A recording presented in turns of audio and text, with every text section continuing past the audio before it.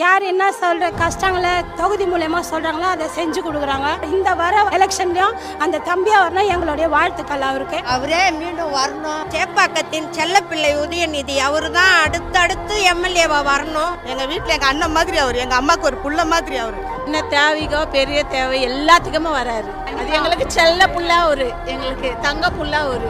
வீட்டில் இருக்கிறவங்க நாங்கள் யாரன்னா கூப்பிட்டா எப்படி உடனே வருவாங்க, எதனா அதே மாதிரி அவரு. செல்ல புள்ளிய உனக்கு நன்றி, நீ மக்களுக்கு செஞ்சதுக்கு நன்றி.